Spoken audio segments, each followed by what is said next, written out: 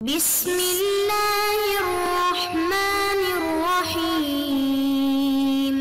بسم اللہ الرحمن الرحیم الحمدللہ وکفا وسلام علی عبادہ الذین اصطفیٰ اما بعد۔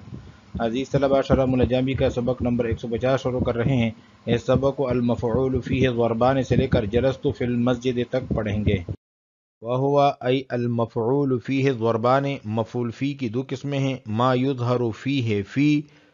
مفعول فی کی پہلی قسم وہ ہیں جس میں فی کو ظاہر کیا جائیں، وہو مجرور بہا، اور مفعول فی اس کی وجہ سے مجرور ہوتا ہے، فی کی وجہ سے مجرور ہوتا ہے۔ وما یقدر فیہ، فی اور مفعول فی کی دوسری قسم وہ کہ جس میں مقدر کیے جائیں فی، وہو منصوب بتقدیرہا، اور مفعول فی منصوب ہوتا ہے فی کی تقدیر کی وجہ سے۔ وہذا خلاف اصطلاح القوم، اور یہ قوم کے اصطلاح کے خلاف ہیں۔ فإنہم، کیونکہ نحوی حضرات لا یطلقون المفعول فیہ، مفعول فی کا اطلاق نہیں کرتے الا علی المنصوب بتقدیر فی، مگر منصوب پر جو منصوب ہو فی کی تقدیر کی وجہ سے۔ وأما المجرور بہا، بہرحال جو مفعول فی مجرور ہو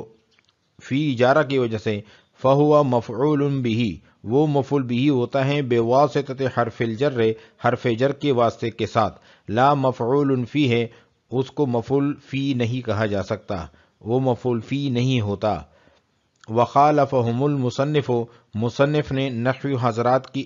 مخالفت کی ہے، حیث، اس حیثیت سے، جعل المجرور ایضا مفعول فی ہے، اسی طرح مصنف نے مجرور کو بھی مفعول فی بنایا ہے۔ ولذالک قال، اور اسی وجہ سے کہا ہے، وشرط نصبہ، کہ ای شرط نصب المفعول فیہ، کہ مفعول فی کے نصب کے لیے شرط جو ہیں وہ تقدیر فی، یعنی فی کا مقدر ہونا ہے۔ اذا التلفظ بہا یوجب الجر، اس لیے کہ فی کے ساتھ تلفظ کرنا یہ تو جر کو واجب کرتا ہے۔ وظروف الزمان کلھا،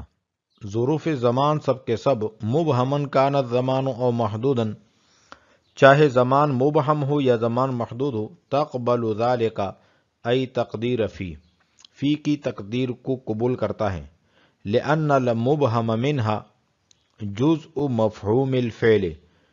کیونکہ ظرف زمان مبہم جو ہیں یہ فعل کے مفہوم کا جز ہوتا ہے۔ فیصح انتصابہ، پس اس کا منصوب ہونا صحیح ہے، بلا واسطۃ، بغیر واسطے کے، کل مصدر، جیسے کہ مصدر۔ والمحدود منہا، اور ظرف زمان محدود جو ہیں، محمول علیہ، وہ ظرف زمان مبہم پر محمول ہیں۔ لاشتراکہما فی الزمانیت، دونوں کا مشترک ہونے کی وجہ سے زمانے میں، یعنی زمان میں دونوں مشترک ہیں۔ نحو صمت دہرا و افطرت اليوم۔ وظروف المکان ان کان مکانا مبہما، ظروف مکان جو ہیں اگر مکان مبہم ہو، قبل ذالک ای تقدیر فی کی تقدیر کو قبول کرے گا، حملا علی الزمان المبہم، حمل کرتے ہوئے زمان مبہم پر، لاشتراکہما فی الابہام، دونوں کا مشترک ہونے کی وجہ سے ابہام میں۔ نحو جلست خلفک، وإلا ای وإن لم یکن مبہما، اگر مبہم نہ ہو، بل یکون محدودا، بلکہ محدود ہو، فلا تقبل تقدیر فی، بس یہ قبول نہیں کرے گا فی کی تقدیر کو، اذ لم یمکن حملہ علی الزمان المبہم، اس لیے کہ ممکن نہیں ہے اس کا حمل زمان مبہم پر، لاختلافہما ذاتا و صفتا، ان دونوں کے اختلاف کی وجہ سے ذات کے اعتبار سے بھی اور صفت کے اعتبار سے بھی۔ نحو جلست فی المسجد، کہ میں بیٹھا مسجد میں۔ وہو ای المفعول فیہ ضربان، یہاں سے مفعول فی کی دو قسمیں بتا رہے ہیں کہ مفعول فی کی پہلی قسم وہ ہے کہ جس میں لفظ فی ظاہر ہو اور لفظ فی کی وجہ سے مفعول فی مجرور ہوتا ہے، اور دوسری قسم وہ ہے کہ جس میں لفظ فی مقدر ہو اور لفظ فی کے مقدر ہونے کی وجہ سے مفعول فی منصوب ہوتا ہے۔ ای المفعول فیہ ضربان، مفعول فی کی دو قسمیں ہیں۔ ما یظہر فیہ فی وہو مجرور بہا، کہ جس میں لفظ فی کو ظاہر کیا جائے اور لفظ فی کی وجہ سے وہ مجرور ہوتا ہے۔ وما یقدر فیہ فی، اور جس میں مقدر کیا جائیں لفظ فی وہو منصوب بتقدیرہا، اور مفعول فی کی تقدیر کی وجہ سے منصوب ہوتا ہے۔ وہذا خلاف اصطلاح القوم فإنہم لا یطلقون المفعول فیہ الا علی المنصوب۔ یہاں سے یہ بتلا رہے ہیں کہ کیا یہ دونوں مفعول فی کی قسمیں حقیقت میں بھی ہیں یا نہیں ہیں، تو اس میں جمہور نحوی حضرات اور مصنف علامہ ابن حاجب کے درمیان اختلاف ہے، چونکہ مصنف جو ہیں نحو میں درجہ اجتہاد پر فائز ہیں، اس وجہ سے ان کو دوسروں کے ساتھ اختلاف کا حق بھی ہے اور کرتا بھی ہے، لہذا اسی اختلاف کے حق کی وجہ سے یہاں مصنف نے اختلاف فرمایا ہے۔ مصنف کی رائے یہ ہے کہ دونوں قسمیں مفعول فی ہی کی ہیں، اور کہا جائے گا کہ یہ مفعول فی ہیں بے تقدیر فی یا یہ مفعول فی ہیں بے ذکر فی، لیکن جمہور کا مذہب یہ ہے کہ بے تقدیر فی والی صورت تو مفعول فی کی ہیں، لیکن جہاں فی کے مقدر ہونے کی وجہ سے نصب ہو وہ مفعول فی ہیں، لیکن جہاں فی مذکور ہو تو وہ مفعول فی نہیں ہوتا بلکہ بواسطہ حرف جر مفعول بھی ہوتا ہے۔ تو چونکہ مجرور بے ذکر فی بھی مصنف کے ہاں مفعول فی ہوتا ہے، اس لیے دونوں قسمیں مصنف کے ہاں مفعول فی کی ہیں، اس وجہ سے مصنف کو کہنا پڑا کہ مفعول فی کے منصوب ہونے کی شرطیں ہیں کہ فی مقدر ہو، مفعول فی کی شرط نہیں ہے کہ فی مقدر ہو۔ وہذا خلاف اصطلاح القوم، کہ یہ بات نحوی حضرات، قوم سے مراد نحوی حضرات ہیں، کہ نحوی حضرات کے اصطلاح کے خلاف ہے۔ فإنہم لا یطلقون المفعول فیہ الا علی المنصوب،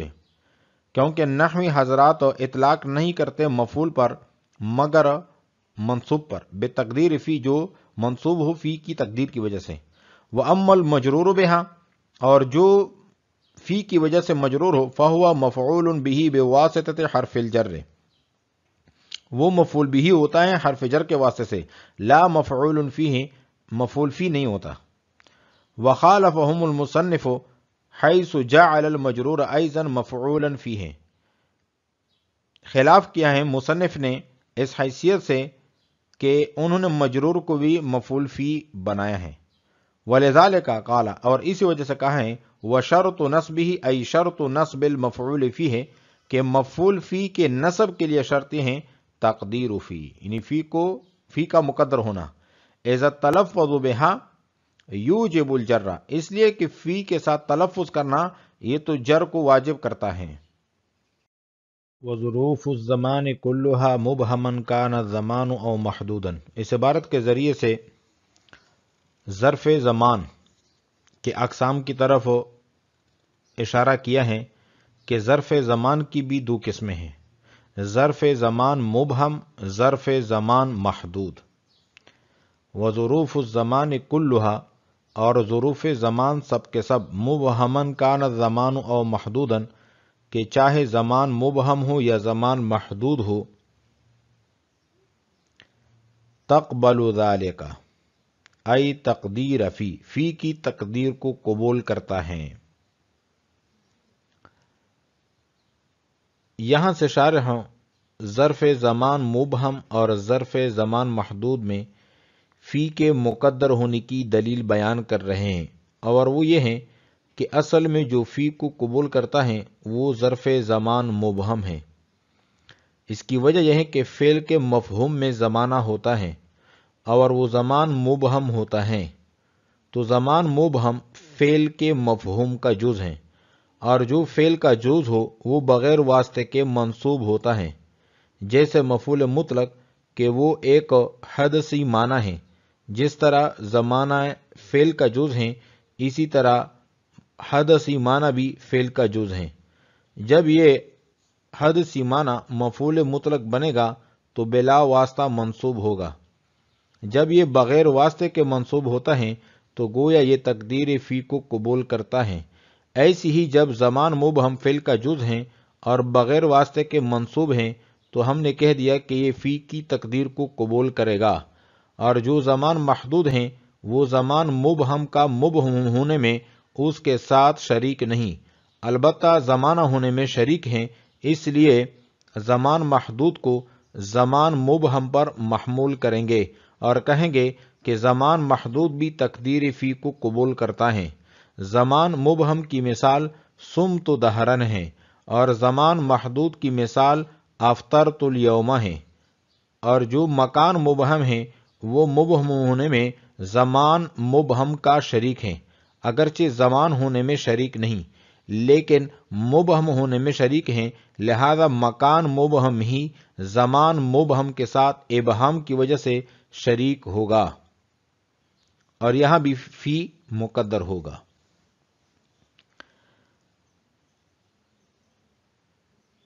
تقبل ذالک ای تقدیر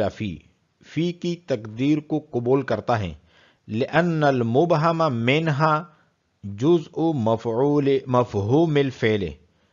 کیونکہ ظرف زمان مبہم جو ہیں یہ فعل کے مفہوم کا جز ہیں، فیصح انتصابہ، بس اس کا منصوب ہونا صحیح ہے، بلا واسطۃ، بغیر کسی واسطے کے، کل مصدر، جیسے کہ مصدر، والمحدود منہا،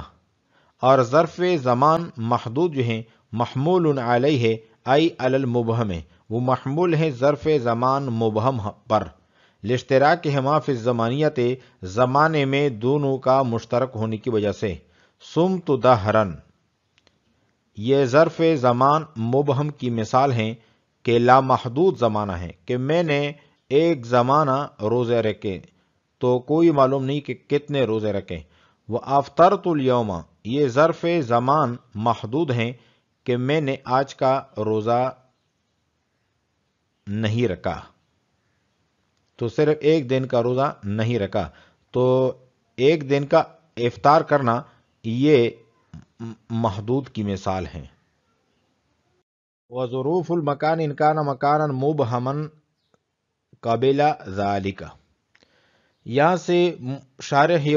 بتلا رہے ہیں کہ اگر ظروف مکان مبہم ہو تو ان میں بھی فی مقدر ہوگا اور انہیں منصوب پڑھیں گے، کیونکہ ظروف مکان مبہم ہونے میں زمان مبہم کے ساتھ شریک ہیں، جیسے جلست خلفک میں خلف کے معنی ہے پیچھے ہیں، یہ مبہم ہے، زمین کا آخری کنارہ تک اس کا مصداق ہیں۔ وظروف المکان ان کان مکانا مبہما قبل ذالک، اور ظروف مکان اگر مکان مبہم ہو تو قبل ذالک ای تقدیر فی، تو قبول کرے گا فی کی تقدیر کو، حملا علی الزمان المبہم، زمان مبہم پر حمل کرتے ہوئے، لاشتراکہما فی الابہام، دونوں کا مشترک ہونے کی وجہ سے ابہام میں، نحو جلست خلفک، کہ میں بیٹھا آپ کے پیچھے، تو پیچھے سے کیا مراد ہے کوئی معلوم نہیں ہے، زمین کا آخری کنارہ جو ہے خلف کے لفظ کا مصداق ہے۔ وَإِلَّا ای وَإِن لَمْ يَكُنْ مُبْهَمًا بَلْ يَكُونُ مَحْدُودًا، اس عبارت میں شارح یہ بیان کر رہے ہیں کہ اگر ظرف مکان محدود ہوں تو اس میں فی مقدر نہیں ہوگا بلکہ فی لفظ میں موجود ہوگا، اور یہ فی کی وجہ سے مجرور ہوگا کیونکہ اس کا زمان مبہم کے ساتھ باہمی اشتراک نہیں ہے۔ یہ تین قسمیں ہیں جن میں باہمی اشتراک ہیں، کہ اصل زمان مبہم ہے اور زمان محدود کو زمانی کی وجہ سے اور مکان مبہم کو ابہام کی وجہ سے شریک کر دیا، باقی ایک یعنی مکان محدود رہ گیا اور اس کے اندر کوئی اشتراک نہیں ہے، نہ زمان کا نہ ابہام کا، کیونکہ وہ مکان ہے، زمانہ نہیں ہے، اور مکان بھی محدود ہے، مبہم نہیں ہے، لہذا عدم اشتراک کی وجہ سے یہ تقدیر فی کو قبول نہیں کرے گا، جیسے جلست فی المسجد میں فی لفظ میں مذکور ہے، مقدر نہیں ہے۔ وَإِلَّا ای وَإِن لَمْ يَكُنْ مُبْهَمًا، اگر مبہم نہ ہو، بل یکون محدودا، بلکہ محدود ہو، فلا تقبل تقدیر فی، بس یہ قبول نہیں کرے گا فی کی تقدیر کو، اس لیے لم یمکن حملہ علی زمان المبہم، اس لیے کہ ممکن نہیں ہے اس کا حمل زمان مبہم پر لاختلافہما ذاتاً و صفتاً، ان دونوں کے اختلاف کی وجہ سے ذات کے اعتبار سے بھی اور صفت کے اعتبار سے بھی. نحو جلست فی المسجد، جیسے کہ میں بیٹا مسجد میں، تو یہاں پر فی لفظوں میں مذکور ہے. آج ہم نے پڑھا ہے المفعول فیہ ضربان سے لے کر جلست فی المسجد تک. وعلیکم السلام ورحمۃ اللہ تعالی وبرکاتہ.